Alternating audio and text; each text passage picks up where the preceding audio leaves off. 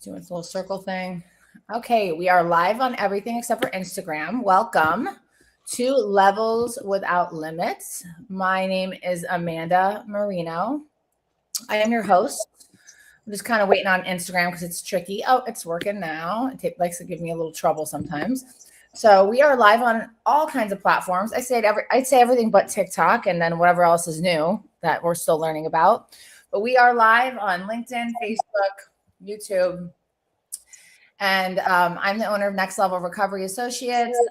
I have Amanda Marino Speaks, which includes coaching, business consulting, and retreats coming up soon. So I had the pleasure of meeting this fine gentleman. Look at him go with his red glasses and tie match in Dubai. And there actually are a number of people that I met in Dubai that I want to interview on my live, but you are the first. So, well, thank you, Amanda. Yeah. So introduce yourself. Say hello. Tell people about you, what you're about, who you are. My name is Paul William Barrett Sr., and I'm the chairman and CEO of Barrett Enterprises, headquartered out of Indianapolis, Indiana. If I were to describe myself, I'm a serial entrepreneur, possibility thought leader, and I just believe that all things are possible. And I work in the space of assisting people to break the gravitational pull of impossibility. Yes, I love that. I mean, I love that that title. You know, it's the because levels without limits, right? That's what we want to talk about. How are we breaking our limits, right? So escaping the gravitational pull of impossibility. It's a killer topic. Because when people ask me things like, how have you done this? Like how do you go do these things? And honestly, I don't feel like there's anything magical that I have that others don't, except for I have the fear and I do it anyways. Right. That's awesome. That's one of the things I talk about. Fear is disguised in most cases as realism. And if people stay in the space of what they believe is real, they never discover what's possible. Yeah. And safety, you know, so many people crave safety, right? And safety can be an illusion, you know.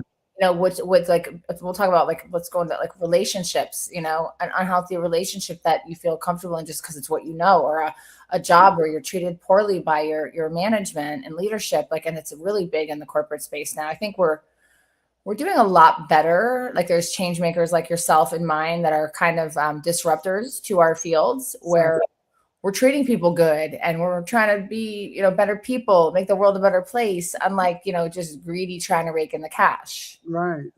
Well, I mean, I have this philosophy that if we are out there actually causing transformation, then the money comes. You don't have to chase the money. What you want to create is the space for people to see what's possible for themselves. And the greatest asset we have on the planet is our human capital, the ability to connect in relationships which are priceless. And I know that you're a pastor as well, so I'm going to say amen to that. Thank you. So let's talk about our meeting. So we met in Dubai, and then I want to get into your topic. So we met in Dubai. You know, you kind of stand out. We both stood out. Let's be honest. I had white hair, and you had red glasses, and I think you had a red outfit on. Yes. I had a red jacket on one day. Yes, I did. Yes. So my topic was it changed so many times, so I have to remember. It was about failing forward and using setbacks into helping you propel forward. And you know, I kept seeing this man in the audience doing this, and I'm like, okay. Yes. You never know if you're resonating with your audience. So when you see heads shaking and you see people like this, you know, but this one, he was into it. He was feeling it. I was like, you were my momentum to like keep going, you know. So well, thank you. I didn't realize that, and thank you. I mean, I align with everything you said. And the fact of the matter is, we rarely get a chance to be on a global stage to impact so many people around the world. And I thought it was important if somebody is saying something that I concur with, that I let them know. And so, I mean, it was easy to be connected with you. Thank you. Yeah, you were. It was just, it helps. It helps because, if you ever, I don't know if you ever spoke to like a room where just everyone's kind of like this Yes. phone, and you're like, damn, like it's like hard. You don't get the vibe, same vibe. But if you have people that are like, feeling you, and you can, they're shaking their heads, and they're like, wanting to raise their hands and stuff like that, then you know that you've connected with your room. You're in your right room. Yes, yes. And for me, I don't know about you. I gave a keynote on Monday, Hmm. and I was experiencing that same thing, whether or not people were vibing with what I was sharing, They and were. and I couldn't really tell. And but then the feedback I got afterwards was phenomenal. So yes, yes, I can relate. And I always want to make sure that if someone's giving a keynote or giving an address, then they at least know that there's one person that get it. Yeah, that's important. See, that's your giving mentality, right? Showing Yes, up and giving back. And I was so tired. I didn't sleep the night before, so like I wasn't ready. I was ready. I was like, I'll do the speech, and then I'll go nap. And that just when you know how it is after you're done. That yeah, doesn't happen. Everyone wants to talk to you, and it's like then I was like completely drained, and then I was like, okay, now I'm going to take a nap. yes, and I can relate to that. Being in ministry for over 45 years, and I've been giving keynotes for 20, 30 years as well. I'm exhausted. I'm wiped out, and so I can relate. Yeah, it's given a little pouring your, especially if you're vulnerable, which you and I are both kind of wear our everything on the sleeve. When you're vulnerable, you're also putting a piece of yourself out there, which does take another level of, emotional, from the heart. Yes, yes. Well, But getting that rest and being able to relax, and then when we went on the cruise ship, be authentically ourselves, and that was powerful. yeah, it was a beautiful evening after I did take a nap before that around Dubai. Yeah, and just I know both of us were under the weather yesterday. I'm still fighting it a little bit, so I'm glad that we both made a commitment to still be here today because I did cancel a number of things just because I can't do everything, right? But I'm trying to nourish. It feels like everyone I know that traveled got sick through the holidays. Yes, they did. Like, So Dr. Jones, who was with me, she got sick when she got back, and yeah, it's a few of us, and I think it was a global thing. yeah, yeah. So this is my business partner, Sarah. She said, "Hi, Paul. I like your style." Oh, thank you, sir. Um, so the gravitational pull of impossibility. Tell me about that. So I'm a fan of space. I can remember when we landed on the moon. I was up early in the morning, and I've been a fan of all of that.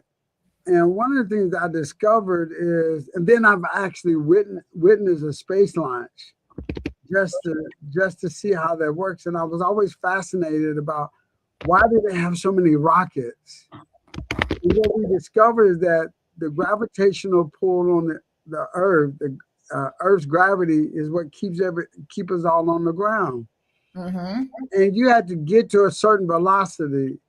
It's called escape velocity to escape the gravitational pull of Earth.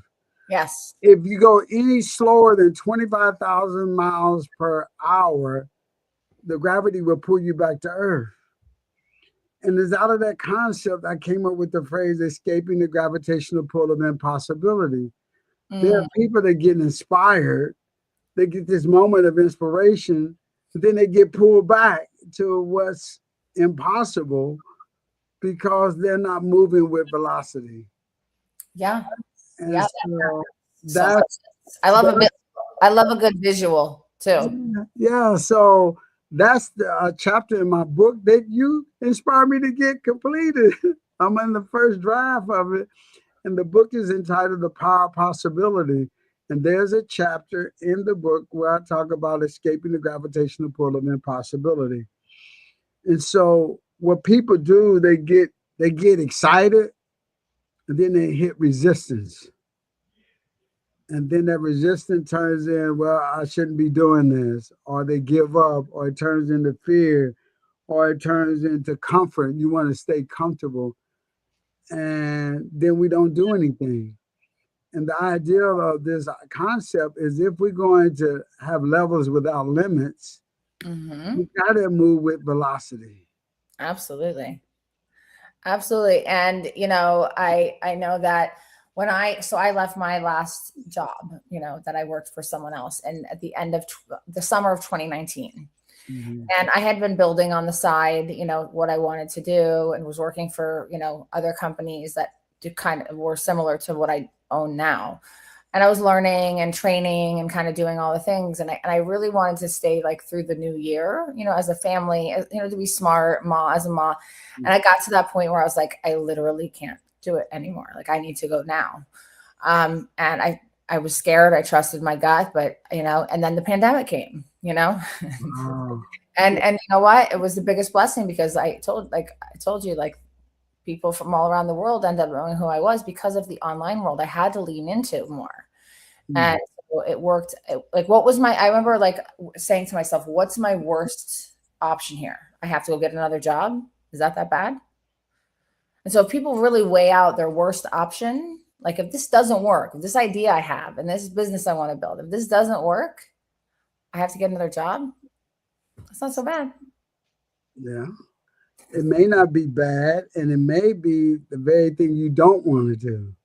No, I don't want it, but I'm saying, like, that's not going to stop. Like, the thing, it's not logical a lot of times why people stop themselves from going after their dreams. Everybody out there has a dream and a great idea that they don't go after because of that gravitational pull, right? Yes. It was several things that happened. One is that you want to be safe, so comfort and familiarity is safe. And then you're listening to voices around you, and sometimes those are the worst voices to listen to. And I call those, some of those people, dream busters. These are the people, and they're usually the people closest to you. Oh my God, let's talk about that more, because that was such a big thing for me, and nobody warned me. Yes. So dream busters. I wish somebody would have been like, hey, Amanda, watch your circle right now, and don't go to them for any of your ideas, because they're going to try and tell you not to do it. And once you do it and you do it right, they're not going to be with you. Like, I wish someone had told me, because I got heartbroken. I thought everybody would be happy for me and want to come with me. And that's not the truth. So I've just experienced that just recently because of the trip to Dubai. Part of what happened is that I was on the Times Square billboard on January the 3rd all day, every 48 minutes. And I'm sharing this with people. And I'm had people say, well, what did you do to get that? It was like not happy. And I said, okay. And then I almost stopped sharing. No, don't stop sharing, honey. And then I said, wait a minute. I'm caught in the gravitational pull of impossibility. No, we got to keep sharing and keep sharing and keep sharing. And there's another chapter in the book which actually ties to this, is that we're only one conversation away. Think about it. I was in your keynote address and I was getting with what you said. And then you say, who is willing to make a commitment to do something in 7 days that they've not done? And I raise my hand and say, yes. Out of me taking that action, here we are connected. One conversation away, one ideal away, one action away from a breakthrough of impossibility. Yeah. So if I'm going to share, so Paul came up to the microphone, because at the end, some people raised their hands of like what they would do and that they were going to commit to doing in the next week, that they've been kind of putting off. And Paul said, I am 90% done with my book. I'm going to finish my book. And then he messaged me the other day as we were planning this, and he goes, hey, just so you know, I finished that book. Yeah. So you did it. And that made me feel like that made me feel so good. So like, so proud of you. So happy, I got to meet your whole family. But just to see like that you made that goal and you did it. And what was holding you back from that last chapter? Well, the language, the fear, the gravitational pull, the gravitational pull of comfort. What if people don't like it? who cares? Amen. Who cares if they don't like it? There, but what 8.7 billion people? You think I can't get 100,000 people to align with what I'm talking about? I'm sure you And, and it's the ideal of not listening to the naysayers. And I'm looking at the voices, our past experience, fear, Yeah. disguised as realism, comfort. We mistake comfort for peace, being peace, safe, like you said, safe. Um, and it takes velocity to move. I had a meeting with my team at the end of the year, the first of this year, and one of the things that we talked about is that in space, if you ever watch the space line, Mm-hmm. they would say, Houston would say, we're 135 into the launch, reaching max Q. Yes. And what max Q is the time where they had to throttle back because the pressure on the vehicle is so intense that it could break up. And Explode. we've seen that happen before. A Yeah. little O-ring caused an explosion. So you pull back just a little bit so you can make sure you take the pressure, because the faster you moving out of the gravitational pull, the more pressure it is. So for me, I had the drive done, but then I felt that pressure. Oh, it's not gonna be good. Nobody's gonna like it. They're gonna have something to say. Who are you? Who do Yeah. you think you are? And of course, most people suffer from this. I won't tell nobody, but don't tell nobody. I said the imposter syndrome. Do I really have something to say?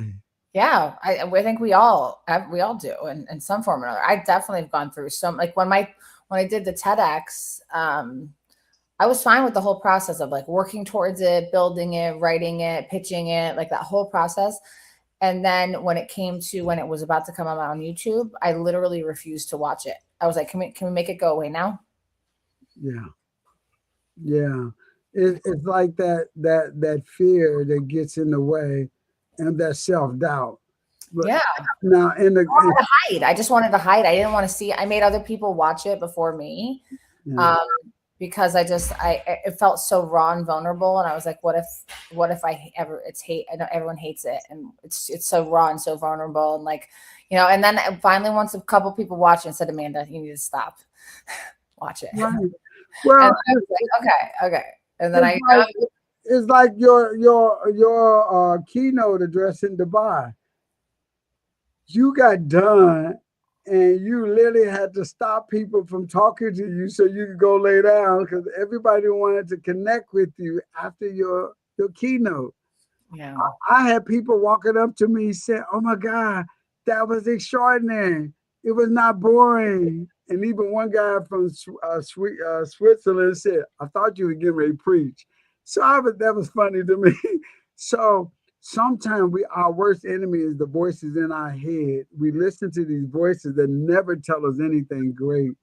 So I practice a little thing, tell little Paul to go play. Big Paul got this. yeah, exactly, and that's the truth. I mean, and that's the difference, but I think with, like we said at the beginning, like you and I versus those who don't finish that last chapter of the book, or those who don't watch the TED Talk and share it with people.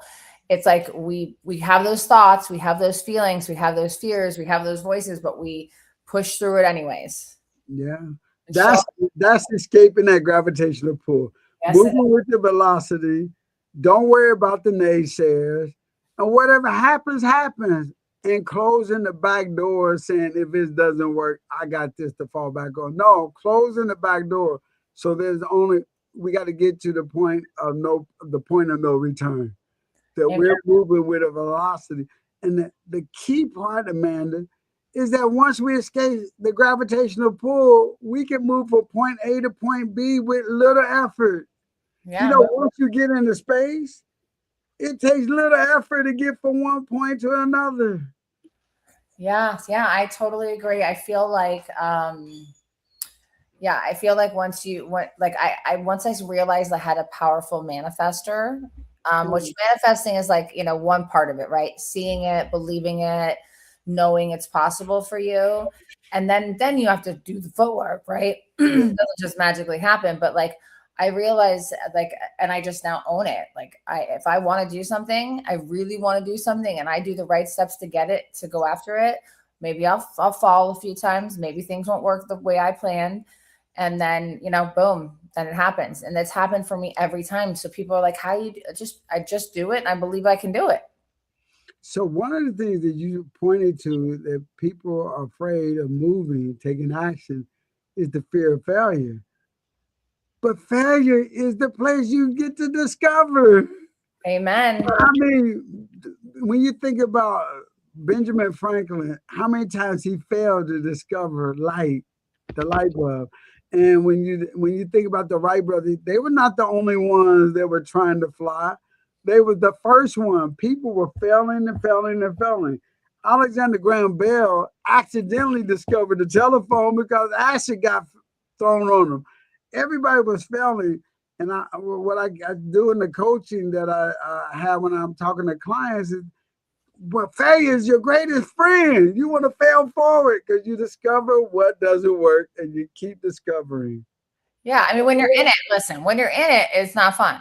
It feels like, but once you've gone through so much and you've tried so many times and you've failed so many times and you've succeeded so many times, you know that once you get through that darkness and that ickiness of that failure, that magic comes out of that. If you continue to push forward. If you don't, yeah, and I don't want people to get that it's not realistic to have all these things. I prepared my keynote, and in my life, I probably only used the manuscript probably 10 to 12 times in my entire life because I'm extemporaneous. You come from the heart. Yes, I come from the heart. And then, but here, I wanted to make sure I got my point. So I had this 2 days before, I'm bawling like a baby. I'm going over the manuscript and I'm talking about my story and I'm just bawling. Everybody else is asleep, but I'm bawling. So I go down to the restaurant and I'm sitting at the table down in the restaurant at our hotel and I'm bawling. I'm just crying and they're looking at me. And I called my COO back here in the States and he said, man, you just make me emotional. I'm not doing that. I'm getting it all out of my system. But that's part of failing forward. The fear, the being vulnerable, all of that. People want authentic. They want you to be authentic. They don't want you to be polished. They want you to be authentic where they can connect and relate to you. And I believe that men who cry are some of the most strong, powerful men out there. I mean, I think that crying is a natural emotion. It's a healthy outlet, right? Because it's going to come out some way. So if you don't cry it out, work it out, whatever it out, it's going to come out in ugly directions, right? Yeah.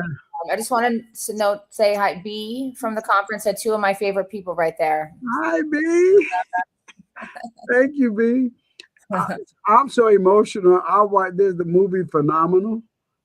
And every time I watch it, I cry every time at the same spot. And I've watched this movie probably 30, 40 times, and I'm still crying every time I see it. And I was sitting with a friend, and she said, the movie just started and you're crying already. I said, be quiet. I'm going to experience this. You know the singer Adele, right? Adele. Yeah. Say that again. The singer Adele. Yes, Adele. Yes. I went to her show in Vegas. I have goosebumps. All she did was come out and say, hello, waterworks. Hello. That's it. She said hello. My man caught it on video. And I'm singing the whole entire song, just bawling, but like not in a sad way, and a feeling like all the things I felt with all of her music, all of like she said hello. That was it. She didn't have to say anything. Right. So I think that's why we connected, because we don't mind sharing our emotions. As we pointed out while we was on the cruise, they talked about the cruise by us having been authentically having fun. That's the most fun they've had ever. And that's because we got an opportunity just to be authentically ourselves. That's the most. Let's tell you, Mr. Paul can drop it like it's hot. Right. Yes. And mine hurt the next day, but yours somehow didn't. Yeah, well, my knees were hurting later. Okay, now there's some honesty coming out, because the next day I'm fine. I'm like, How are you fine? Because I'm not. I'm like, Right. And one of the things that I got out of being there, just talking about escaping the gravitational pull of impossibility, levels without limits, is I put in an application to begin to do business in Dubai while I was there. I love that. I did hear that. Did you share with And me? on December 31st, I got the email that said that we were approved, and so now I got to go back in February to do the physicals and stuff like that. So Awesome. I mean, so then my daughter told me, said, New Year's Eve now is new now. That would be the anniversary of us starting to do business in Dubai. Yeah. What a creation! And did you see how they did New Year's? I saw some videos. They do New Year's like on another level. Oh wow! No, Videos and pictures of them. You should see how Dubai does New Year's Eve. You should be there next year. okay, all right. I will have to do that. Yeah. So what are you guys going to be doing? What is your tell for those? So we've talked about like a lot of stuff that's like us. Like tell us about your business and what you're going to be doing expanding in Dubai. So Barrett Enterprise has 4 launch pads. We have consulting, which I've been doing over 40 years, and that's assisting nonprofits with grants, writing, getting grants, grant management, being a fiscal agent, helping small businesses get capital acquisition, doing some coaching, and now we diversified into federal contracting. So that's one launch pad is the consulting, building bridges to prosperity, connecting people to resources. That's executive management. The second launch pad is real estate development, building sustainable communities where people live, work, and play while leaving legacies for their children and their children's children. So we just started that. And so we're not going to be doing that in Dubai, but that's one of the businesses. We're going to come back to that next year because it takes a little bit more to do the real estate development in Dubai. Yes. The third one is media. So we have MBG Media, named after my grandmother, Nina Bain Gibson.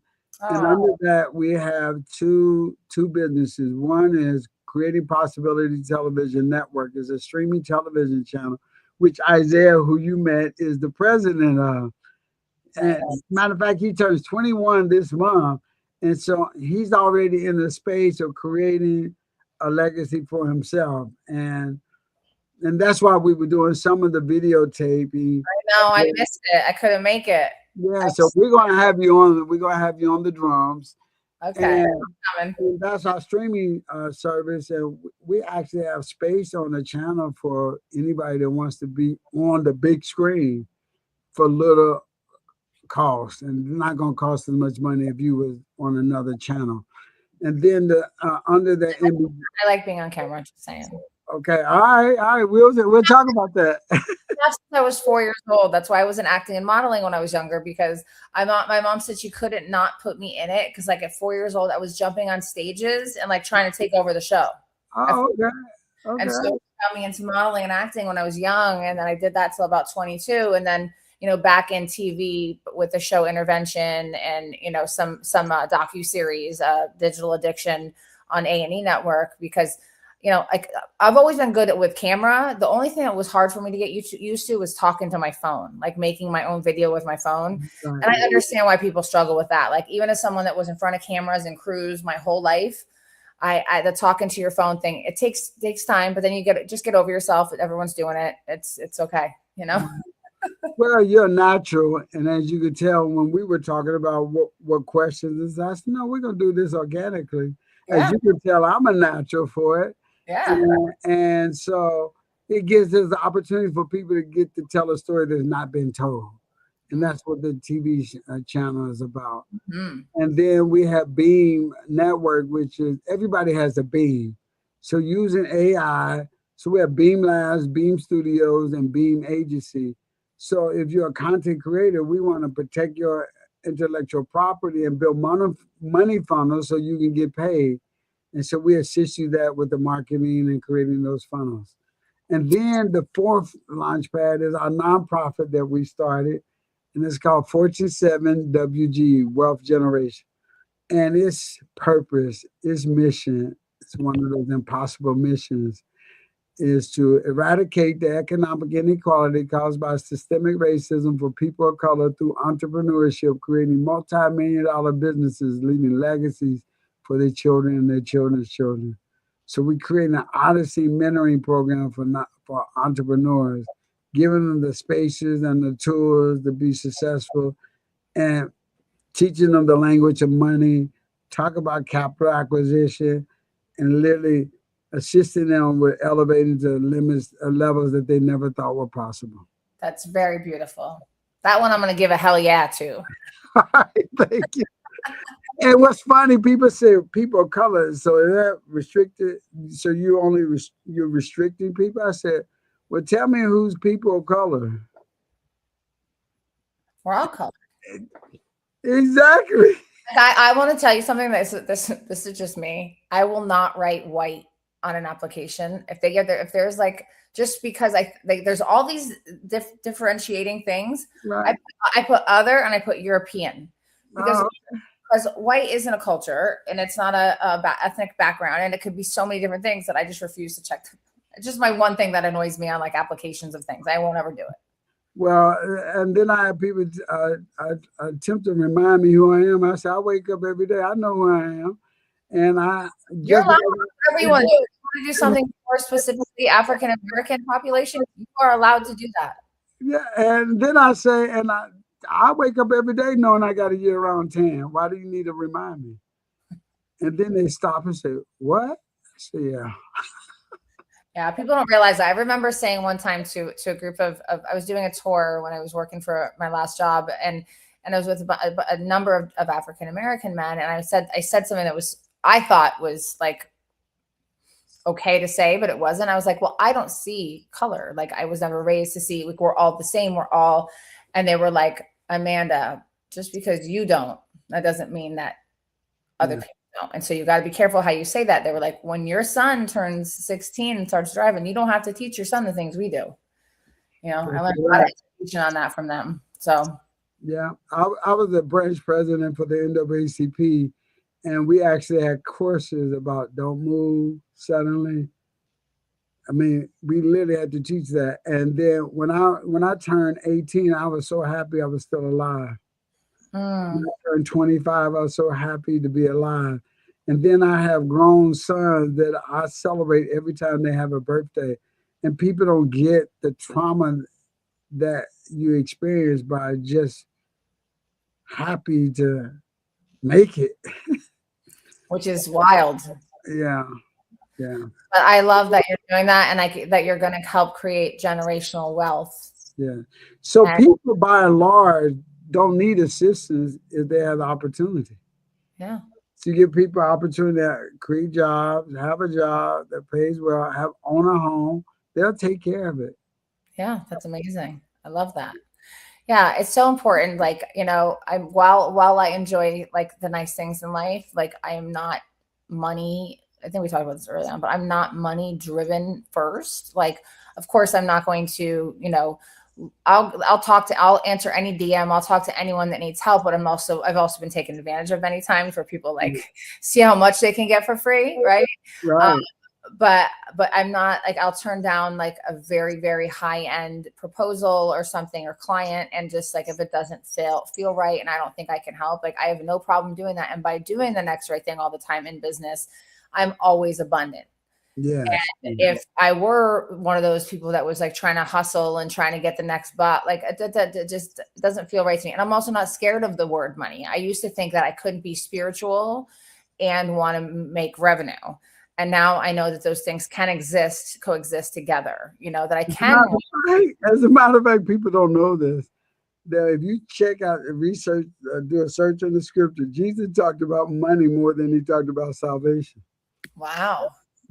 And in 2 Corinthians, he talks about, Paul talks about to the church at Corinth about sowing with abundance. How can you assist somebody if you don't have it to give?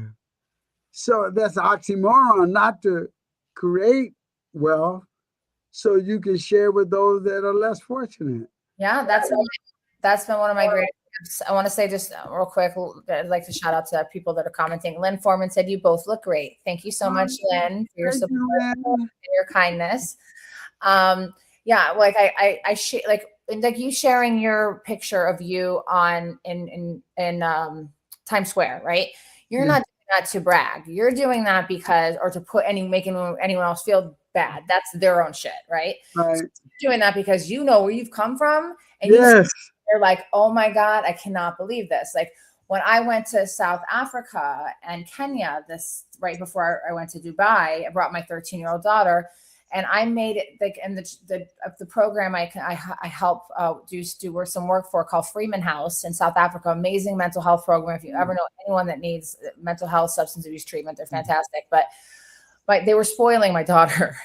And I'm like, no, whoa, I brought her to Africa because I wanted her to see some things, you know? And so I like like looked around, I found an orphanage that a woman at the hotel knew. And we went and bought like a lot of money worth of groceries, got a lot of donations for clothing, like all this stuff. And me and my daughter and our friends went and brought it. And yes, I did share pictures of it because it's not about a showy thing. It's about, I come from living in the ghetto.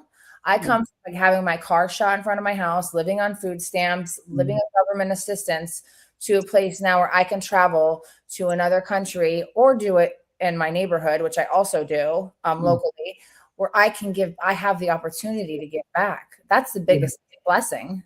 Yes, I have somebody told me that I'm always telling people that I met 6 presidents. And she says, why do you do that? Why you say that all the time? What, are you trying to impress somebody? I said, well, no, I want people to understand that if I can come from the hood, live in the inner city, not with a silver spoon in my mouth, that you can accomplish and achieve anything you want. Yes, they're missing the Anything you message. want. Anything you want. Yeah. I said when I was a kid that I wanted to be on the billboard in Times Square, but I thought it was going to be for the Nobel Prize or doing, being president or something like that. Had no idea that I'll be there getting the Founders Award in Dubai. And then when I saw the way they put the video mantra together, I was not expecting all of that. Showing me, giving the keynote, being on the panel, that was phenomenal. I would treasure that for the rest of my life. Yeah, hey, listen, that's that little boy seeing that dream come true. And Yeah, honestly, I wouldn't tell that person anything ever again. yeah, yeah, Because they're not understanding. They're not understanding that. So that's one thing. The growing on your path of growing, leveling up in business and your personal life and your spiritual, all those things. There is a lonely time. yes. There's a lonely time until you find your people. So I was on a call with a mentor on yesterday, and I sent him the video, and I was telling him that the more I accomplish, the lonelier it gets. And he said, so Paul, that means you have to change the room. And then he told me that he's in the bottom of the top 1% earners in the country.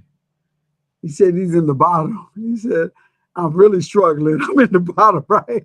We were laughing about that. And then he said, sometimes you have to move to a different room. Oh yeah, I've had to move And to a then, lot of different and rooms. then when you move to that different room, of course, the cost of entry is higher, but the impact you get to make is even greater. And Absolutely. so it's okay. It doesn't mean that you're better or bigger than anyone. No, not at all. And what you have to cause and what you want to elevate causes you to elevate, climbing a mountain with no top. Because Yeah. see, once I got to Dubai and we set up that new business, there's a new gap. So, and once I get to fill that gap, then a new gap occurs. So that's what we get to do. And when I heard that you was in the Philippines doing a TED talk, and you said to me, I'm gonna make sure you get a TED talk. I said, okay. I didn't argue with you, did I? I said, okay. Yeah, no, you are. You And, need Let's rock the stage. You got the red to match the red dot and everything. You got the whole thing kicking. You're ready. So what I want people to get is that if you're looking for something, when it appears, you don't argue and say, are you for real? What I said to Amanda was, okay. Yeah. I didn't say, well, are you sure? Really? No. I said, okay. Same. I'm the same. And this is the thing. I know you're just like me in this manner. When I grow, I bring people with me that want to come with me, right? I will lift anybody up. I will, if someone reaches out to me, I will lift them up. I will speak highly of them in rooms, but it's the people that don't want to grow, right? Or are scared of other people's shine. Like your shine and my shine together make a much brighter shine. Yes. It does not dim my shine. My shine does not dim your shine. Yeah. But there's still a lot of, I mean, thankfully, in the past, I'd say 3 years, not one single person has come into my life that isn't 100% like shine and has like wants me to win, wants to connect, wants to see how we can work. Like I have not had one person step into my space that's not like that, because I claimed a few years ago that I was done with that I wasn't going to feel bad for growing, and I wasn't going to feel bad for making my dreams come true, because it was keeping me small. It was making me feel bad.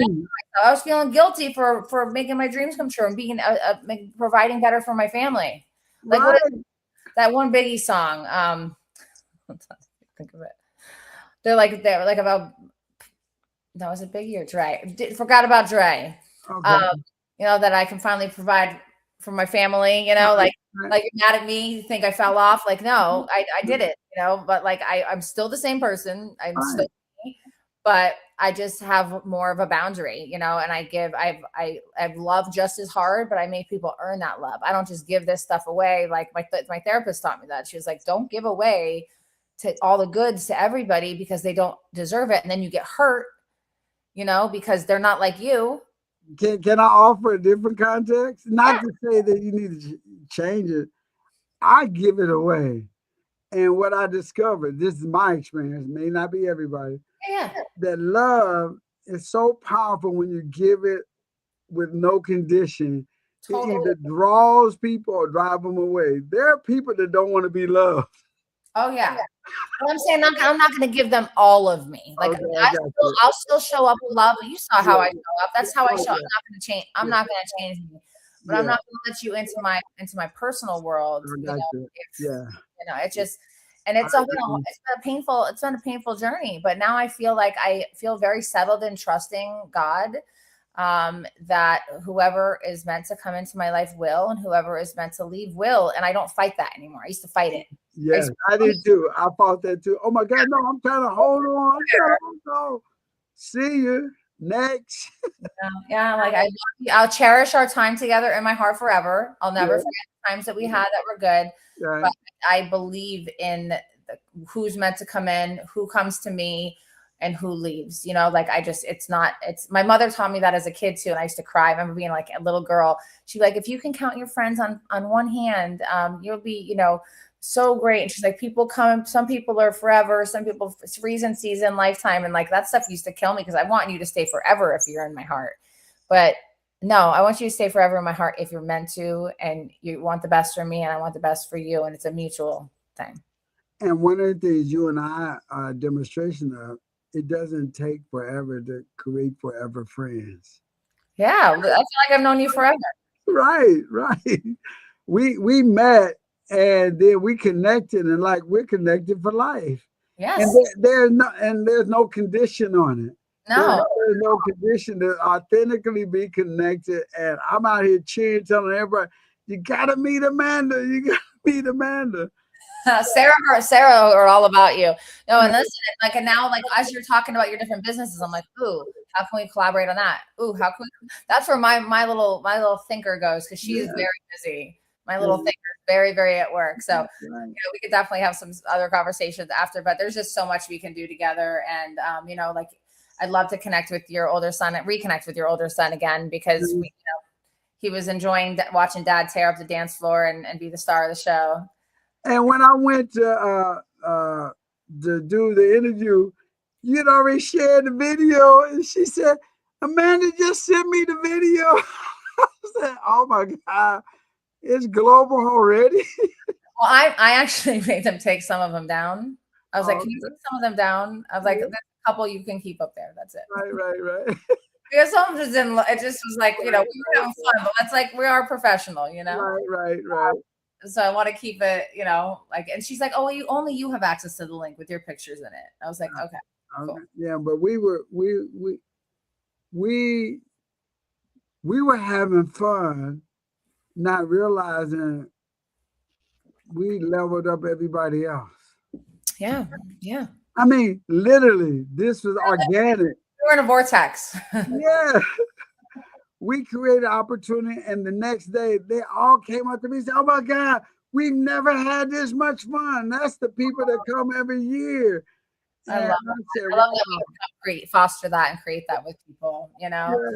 Definitely, it was a beautiful experience for me. It was the tail end of a lot of travel in such a short time. So going, if I were to do it again, I would of course do it differently. Like this year, I got myself called the Big Ass Calendar. It's like the most gigantic calendar of the whole year. So you can color code things. So I have like travel here, events here, things for kids here. So, because I need to organize better because, never have going to that many countries ever in my life or any of those places, but doing it from September to December was amazing. But it was How many also places did you go in from September to December? Philippines, Thailand. Those I went together. Okay. Came home. Oh, we went to Bangkok and Chiang Mai. We were gone for 2 weeks, me and my son. And then I came home. And then my daughter and I, a month and a half later, did South Africa for a week and Kenya for a week. We went to Mombasa and Nairobi. And then I came home for 3 weeks and came to Dubai. That's 8 countries. Very far ones. Yes. And what's funny, when you were talking about the Philippines, I said, oh yeah, I went to the Philippines. I was in Dubai. In Davao in the Philippines. And that's when I did a one-day revival to 8,700 people. Yeah. And that says Philippines. So we got a chance to connect. And then I said, oh, there's some other places on my bucket list. So thank you for that. Yeah, no, not listen. I was not planned that way, but it wasn't like if I could, of course, I wouldn't change a thing. It was meant to be how it was meant to be. Moving forward, I need to do more intentional space between travel because I'm not a good comeback person. When I come home, I am a mess. I am moody. My poor man, my poor kids. Like I am not. Especially when we conferenced hard. Like we were from morning to night. And like I haven't conferenced hard in a while. Like I tend to do things that are other things outside conferences for my business, unless I'm the speaker and things like that. But like that took a lot out of me. My voice, I had no voice from talking too much. And then you get over like you're talking about yourself. You're like, I don't really want to talk about myself anymore. Tell me about you. Right. I'm over myself. So if someone wants to find you, Paul, how can they find you? Where do they go? Say they were inspired by something by you today and they want to reach out. They either want to work with one of your companies or they want to connect with you. How do they do that? Well, there's 2 things I do. I'm probably one of the weirdest people in the world because I actually publish my phone number on my Facebook account. Same. Mine's everywhere. So they can reach me by calling me directly at 317-341-3458. Just tell me that you saw me with Amanda, then I'll know who you are. 317-341-3458. Or they can reach out at Barrett Enterprise Inc.com on the website or my email address. But the easiest way is to call me 317-341-3458. So I have to go in LinkedIn. I have a bunch of people that have tried to like connect with me since the conference. And I tried to accept a bunch of people from my phone. And I noticed that we weren't first when I tagged you on the post. So I have to go through on my laptop and like go through it and LinkedIn is another way. Paul William Barrett Sr. Or at Instagram at Paul William Barrett Sr. Yeah.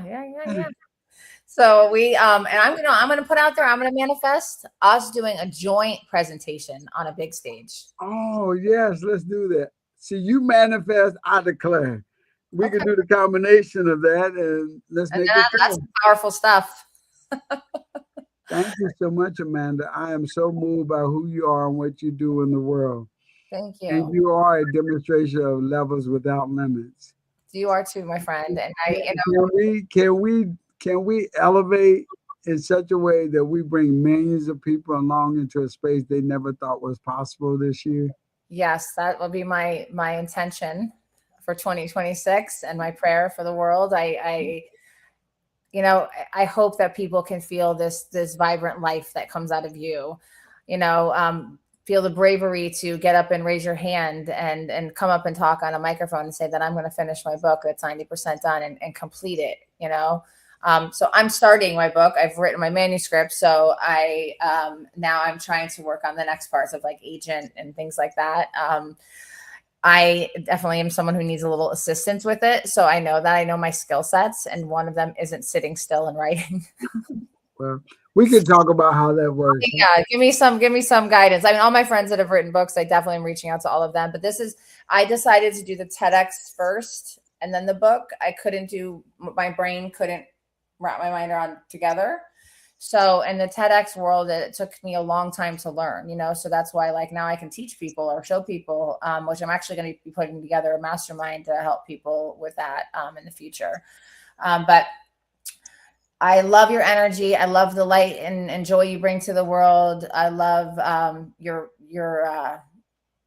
explanation of the gravitational pull, actually relating it to space, because I did not expect that.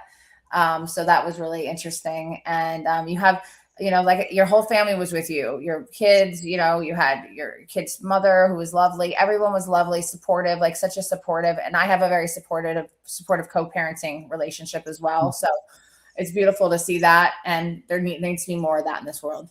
Yes, yes. Thank you for who you are. And I just look forward to the opportunity for us to have other people level up and escape the gravitational pull of impossibility. Yes, yes to that. 2026, let this be your year that okay, well, we're going to end with my question from the from the speech. What will you do in this next week to start to go after something you've wanted to go after for a very long time? Put it in the comments. Paul and I are going to hold you accountable. So I want to hear from you. What is something that you've been putting off that you're going to either start or complete in the next week? All right. With that, thank you for joining Levels Without Limits. I am Amanda Marino, and this is my dear friend, Paul William Barrett Sr. All right. Have a beautiful, beautiful day and Happy New Year to everyone. Stay Happy on, New Paul. Year. End it, but stay on for a second.